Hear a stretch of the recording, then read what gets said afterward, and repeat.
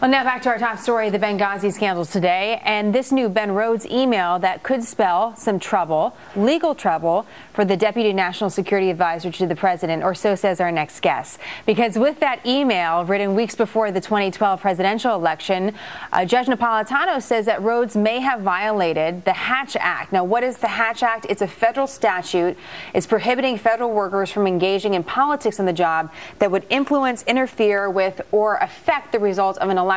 Only the president and vice president are excluded from this act. Judge Napolitano is our guest now. Jenna. So talk to us a little bit about this. I don't know too much about the Hatch Act, and why do you think that could be relevant? Well, it's an FDR-era piece of legislation intended to divorce politics from the operation of the federal government, particularly the West Wing of the White House. And as you said in your lovely intro, the president and the vice president are accepted. So President Obama can conduct political activity from the Oval Office. Vice President Biden can do the same from his office, and all their predecessors could. But the people that work for them in their acts as employees of the federal government can only do the government's business. They cannot do political business. How does that translate into what we just... Isn't the government's business political? Well, that's what FDR said. Once said good politics is good government, but the law is the opposite.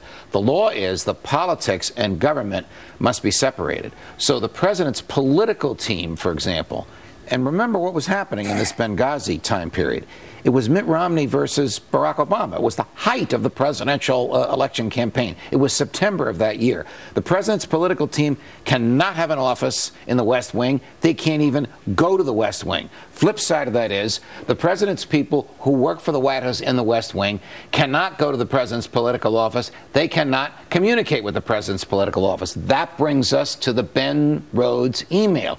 One of the recipients on that email was David Plouffe, who 4 years before ran the president's campaign. This is 2012. He's working in the White House. He can't get involved in politics. If he took that email and sent it to the campaign people, and if Ben Rhodes sent it to David Plouffe, knowing and expecting he would send it to the campaign people, there's enough there to investigate for a violation of the Hatch Act, which is a felony, meaning more than a year in jail for doing it. But just to point out, Ben Rhodes and David Plouffe, at the time that they were on this email, were working exclusively for the White House. Yes. Now, you might say to me, well, look, the email itself and the emails that surround it show great deception.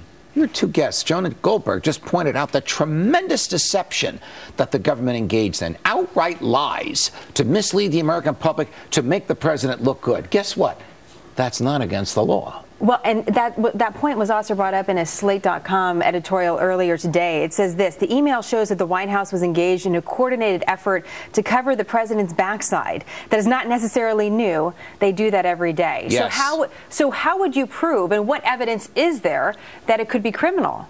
Here's the significance of this.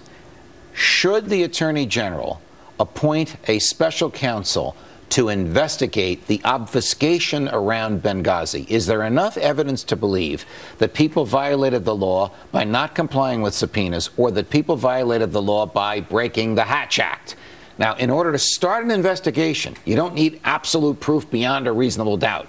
You need a standard of proof that's more than suspicion. We have, with this Ben Rhodes email, more than suspicion. But we'll never get a special counsel appointed by Eric Holder, because he doesn't want to investigate the Obama administration, because he's a part of it.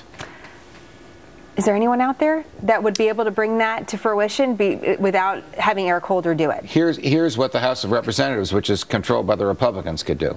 Instead of all these committee hearings like we watched this morning, with some eloquent but political statements by politicians in the House, hire an attack dog. Hire somebody like Mike Chertoff, former Secretary of Homeland Security, one of the best cross-examiners in the country. Let him do the questioning of these people under oath. If they lie, you have perjury. If they don't lie and tell the truth, we'll learn these ugly truths. They won't be able to wiggle off the hook by saying, what difference does it make? Remember who said that?